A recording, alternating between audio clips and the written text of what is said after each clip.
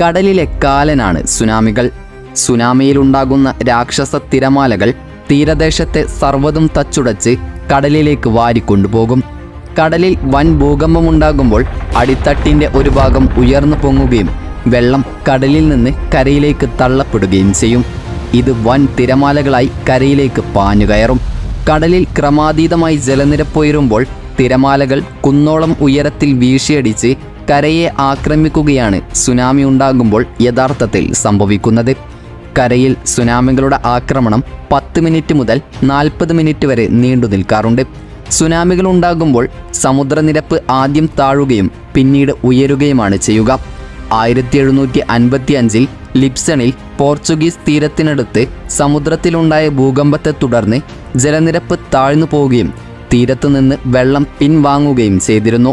എന്നാൽ വെള്ളം കടലിലേക്ക് ഇറങ്ങിയത് കാണാനായി ആളുകൾ ഈ സമയം തടിച്ചുകൂടി. വരാനിരിക്കുന്നത് സുനാമിയാണെന്ന് അവർക്കറിയില്ലായിരുന്നു. പെട്ടെന്ന് ഈ സമയം സുനാമി തിരമാലകൾ ആഞ്ഞടിക്കുകയും അത് നിരവധി പേരുടെ ജീവനെടുക്കുകയുമായിരുന്നു.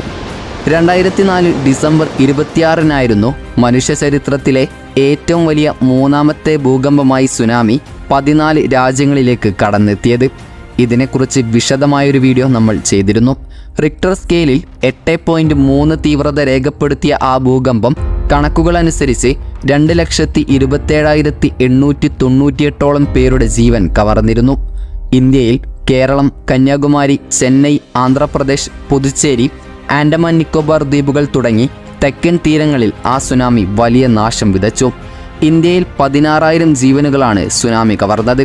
തമിഴ്നാട്ടിൽ മാത്രം 7,000-ലധികം ആളുകൾ മരണപ്പെട്ടു. കേരളത്തിൽ 236 പേരാണ് ചേതനയറ്റത്. കേരളത്തിൽ ആലപ്പുഴ, കൊല്ലം ജില്ലകളിലായിരുന്നു ഏറ്റവും കൂടുതൽ നാശനഷ്ടം.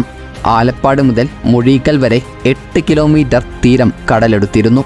വർഷങ്ങൾ പിന്നിട്ടെങ്കിലും ആ ഭീമൻ ദുരന്തം സൃഷ്ടിച്ച ആഘാതത്തിൽ നിന്നും പല രാജ്യങ്ങളും ഇനിയും മുക്തരായിട്ടില്ല എന്നതാണ് സത്യം. നിരവധി പേർ അന്നത്തെ ദുരന്തത്തിൻ്റെ നെഞ്ചിടിപ്പും പേറി ഇന്നും ജീവിക്കുന്നുണ്ട്.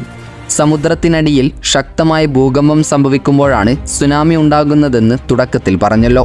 Richter scale 6.5 തീവ്രതയെങ്കിലുമുള്ള ഭൂകമ്പമാണ് സുനാമിക്ക് കാരണമാവുന്നത്. തീരപ്രദേശത്ത് സംഭവിക്കുന്ന ഉരുൾപൊട്ടൽ, വലിയ അളവിൽ വെള്ളം കടലിലേക്ക് ഒഴുകുന്നതും സുനാമിക്ക് കാരണമാകാറുണ്ട്. മാത്രമല്ല, വെള്ളത്തിനടിയിലെ മണ്ണിടിച്ചിലും ഒരു കാരണമാണ്. സുനാമി ഉത്ഭവിച്ചാൽ ഈ തിരമാലകൾ ഓരോ 5 മുതൽ 60 മിനിറ്റിലും തീരപ്രദേശത്തേക്ക് വന്നുകൊണ്ടിരിക്കും. സുനാമിയുടെ ആദ്യ തിരമാലകളായിരിക്കില്ല ഏറ്റവും വലുത്. പലപ്പോഴും 2ാമത്തെയോ 3ാമത്തെയോ അതിനുശേഷമുള്ളതോ ആയിരിക്കും വലിയ തിരമാലകൾ. ഒരു തിരമാലയ്ക്ക് ശേഷം കടൽ പിന്നോട്ട് വലിയുകയും ഒരാൾക്ക് വെള്ളം കാണാൻ കഴിയാത്ത തരത്തിൽ കടൽ പിന്നോട്ട് നീങ്ങുകയും ചെയ്യും. അടുത്ത തിരമാല മിനിറ്റുകൾക്കുള്ളിൽ കരയിലേക്ക് ആഞ്ഞടിക്കും. ഒരു സുനാമി തിരയുടെ ഉയരം ഉൾക്കടലിൽ സാധാരണഗതിയിൽ 1 മീറ്ററിൽ താഴെയായിരിക്കും. അതിനാൽ തന്നെ കപ്പലുകളിൽ യാത്ര ചെയ്യുന്നവർ സുനാമി കടന്നു പോകുന്നത് അറിയില്ല എന്നതാണ് സത്യം. സുനാമിയുടെ ഏകദേശ വേഗത മണിക്കൂറിൽ 500 മൈൽ വരും. അതായത് ഏകദേശം മണിക്കൂറിൽ 800 കിലോമീറ്റർ വേഗതയിൽ. ഭൂകമ്പം ഉണ്ടാകുമ്പോൾ തിരമാലകൾ കരയിലെത്താൻ എത്ര സമയമെടുക്കുമെന്നത് സുനാമിയുടെ തരത്തെ ആശ്രയിച്ചിരിക്കും. ലോക്കൽ അല്ലെങ്കിൽ പ്രഭവകേന്ദ്രത്തിന് സമീപം എന്ന് വിളിക്കുന്നവയാണ് ഇതിലൊന്ന്. ഇവ തീരത്തെത്തിച്ചേരാൻ കുറച്ച് മിനിറ്റുകൾ മാത്രമേ വേണ്ടിവരൂ. വിദൂര പ്രഭവകേന്ദ്രമാണ് 2ാമത്തേത്. 100 കണക്കിന് മൈലുകൾ അകലെയുള്ള ഭൂകമ്പം മൂലമാണ് ഇവ രൂപപ്പെടുന്നത്. ഇവ തീരപ്രദേശത്തിലെത്താൻ 3 മുതൽ 22 മണിക്കൂർ വരെ സമയമെടുക്കും.